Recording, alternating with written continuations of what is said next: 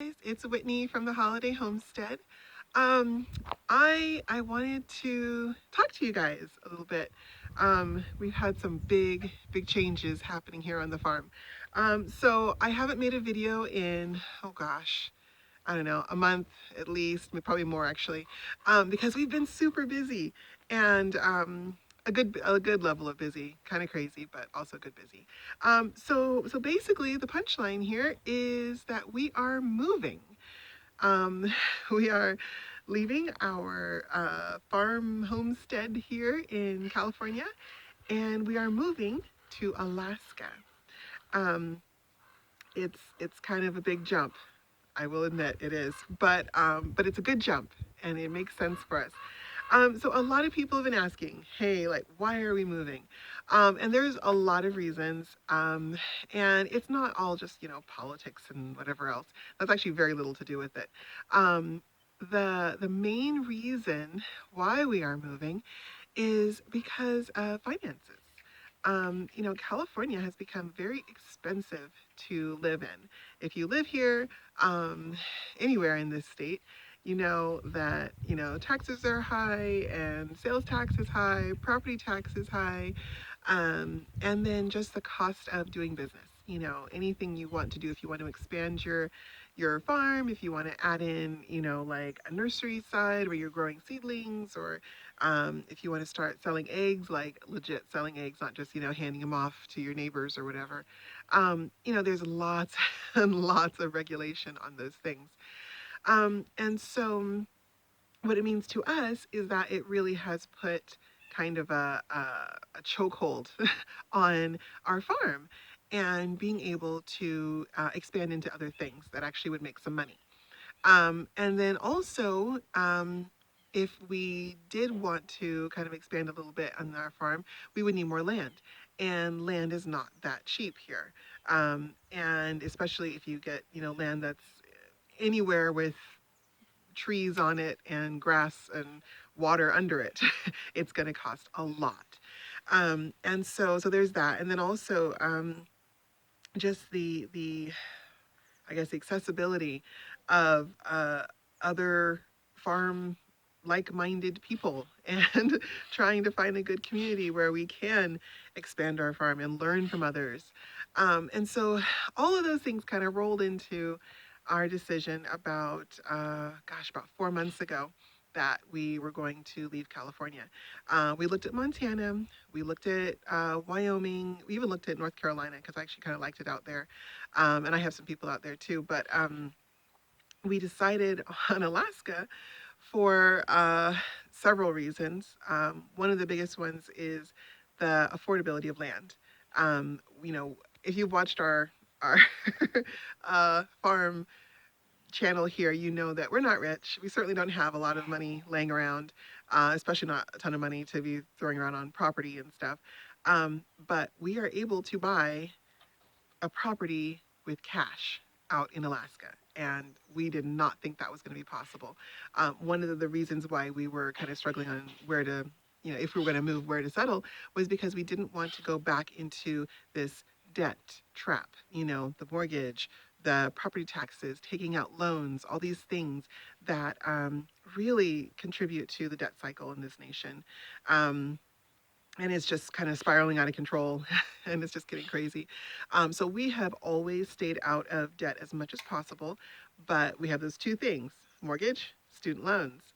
And the loans are what they are. We just work on them, we pay them as we can, and we just kind of get through.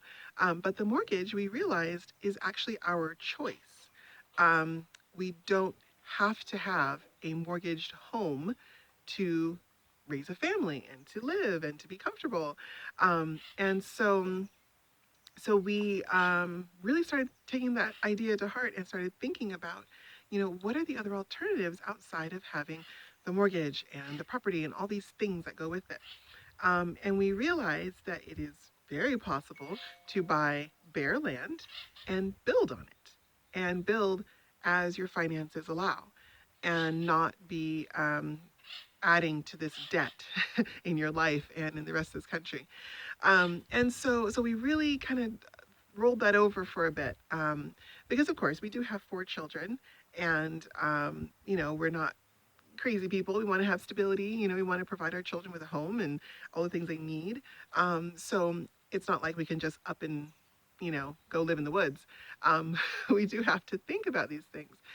But even with those responsibilities on us, it is still very possible to move away from the debt cycle. And then also move away from the expenses that are kind of out of our control.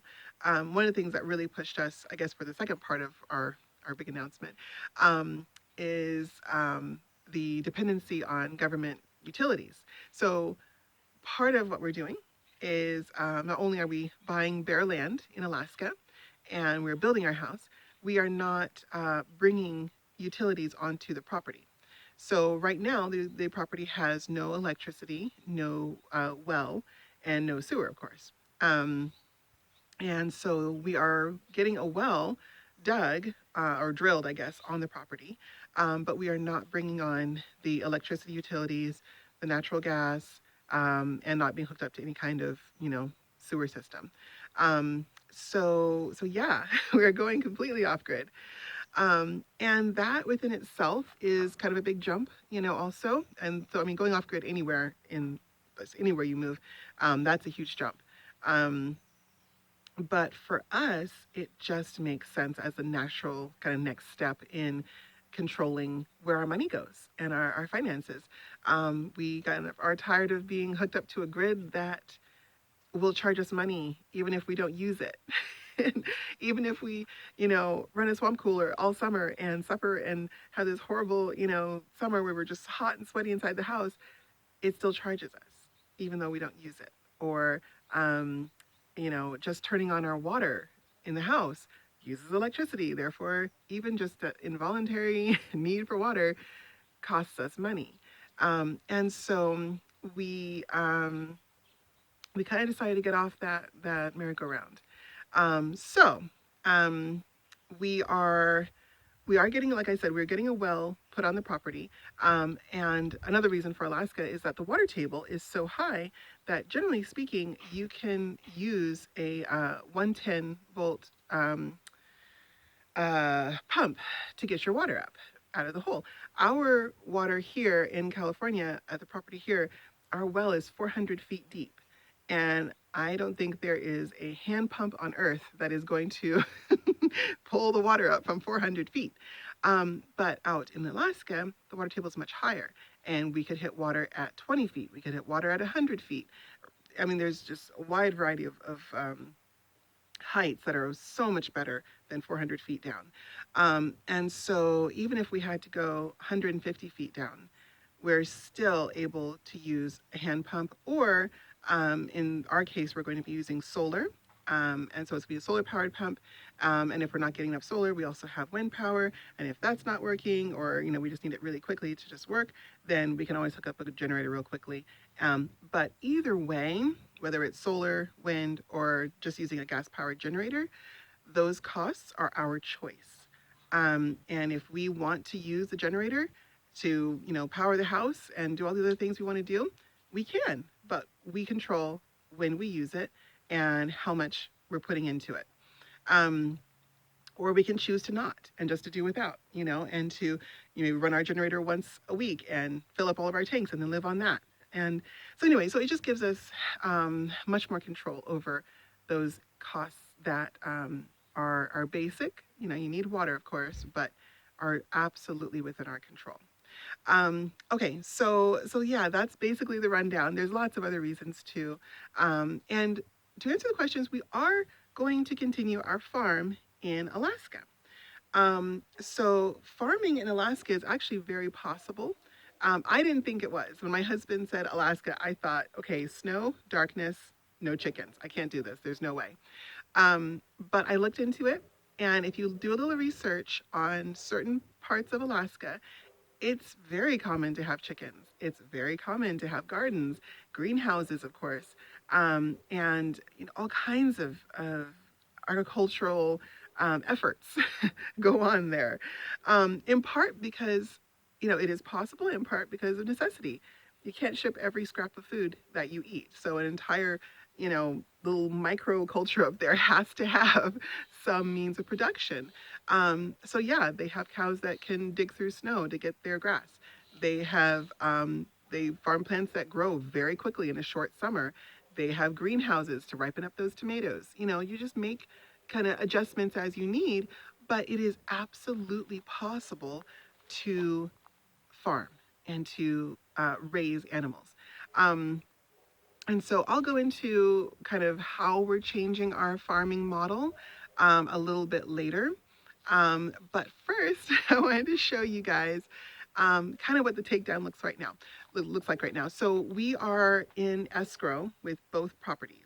So we're selling our house here and we are buying other property in Alaska. And so the we close next month on both, so it's kind of, you know, in the works. So there's just a lot going on. But either way, we are working on the takedown of all of the farm stuff that we have on this property. And we're trying to, you know, salvage what we can, but basically just clean it up so that the people who own the house next don't have to deal with all of our, you know, ramshackled farm builds, basically. Because we don't build for looks, we build for function. And you know, if you're not into the farming thing, then it just looks like a heap of junk. So so yeah, so this is what it looks like right now. Oh my gosh. So this was one of our rabbit hutches here, and we're taking it down. We have taken it down. It is now it's a shell. Oh my gosh. So this is the floor. And we've tipped it over because we're washing the wire. We're gonna see if we can salvage some of that. But mostly we're just taking it down and taking it apart so that it can either go in the garbage or we can salvage what we can. But we're trying to just clean it up and not leave a huge mess for the next folks. And then of course I needed this down also because I need to spread out this manure. This is Oh gosh, this is like a layer of rabbit down the bottom, and then there's quail, a thick layer of quail, and then there's chicken, and probably some rabbit more on top of that. So this whole pile has got to get laid out and spread really nicely. And I'm just going to put some grass seed down so that, you know, hopefully in the spring, it'll look like that out there. Nice, lovely, lush grass. And the new people will have a nice little grass area here. And then these are what's left of our rabbits. If you remember, we had about, oh gosh, at the height of it all, we had probably about 90 rabbits. And we do process them for meat. And so we were going to be completely done with rabbits. And then we had a surprise litter. Dear little Cindy gave us 8 babies. One passed away, and so that didn't work out, but we still have 7 beautiful little babies here, and they're just hanging out and enjoying the fact that they get this entire hutch to themselves, basically. We opened up all the walls, and so now they have just run of the place. It is so cute. And so we'll let them grow out. We don't actually leave until April, and so we are letting them just grow out, and we'll probably have our last harvest of our laying birds and what's left of our rabbits probably sometime early April. And that'll be that. And then we'll take down the rest of this hutch. And then this one here also is empty now. And so that one is next on the list to be taken apart. We're going to try to save the wire off of these. You'll see in the videos that we do about the takedown that we're really trying to kind of salvage what we can. But ultimately, we don't want to take junk with us like this thing. This is a mess. It is a hot mess. It looks terrible. This was one of our very early rabbit hutch efforts. We call it the apartments, but basically it's just design flaw after design flaw. First of all, they're just way too small for the rabbit size that we have. Second of all, the accessibility of the rabbits is just terrible. Basically, the door is just too small for the size, and there's just these little pockets on either side where they can run around. It was great in a pinch if we needed something, but We also had trays under here catching the poop and the pee, but they didn't get quite in the corners, so it built up. And anyway, so it was just so unhygienic for the rabbits that I just took everybody out.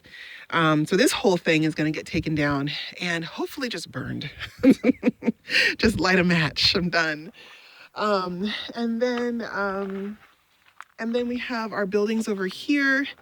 That's the chicken coop, the chicken barn, and that's my garden shed there. All of that is going to come down, and we're going to leave it like just basically just like open enclosures, where the new people can kind of store stuff and put their animals or whatever they have. They don't really have farm animals, so it'll probably just be like dogs and, you know, a few little things.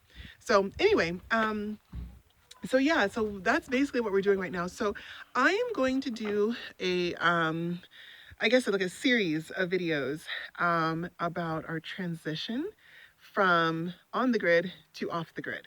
And you guys are going to see kind of our thought process for how we can make do without things like, you know, a Freon powered refrigerator, without the washer and dryer, without, you know, water tanks in the house, a hot water heater, all those things that are on the grid that we really have to figure out.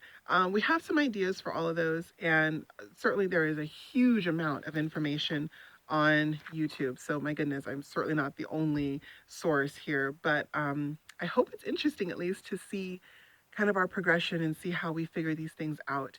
And we figure them out on a budget because we don't have a lot of money to throw into this, especially with like some of the off-grid appliances that we're seeing. They're fantastic, but I don't have $1,000 to put into an off-grid washer, you know?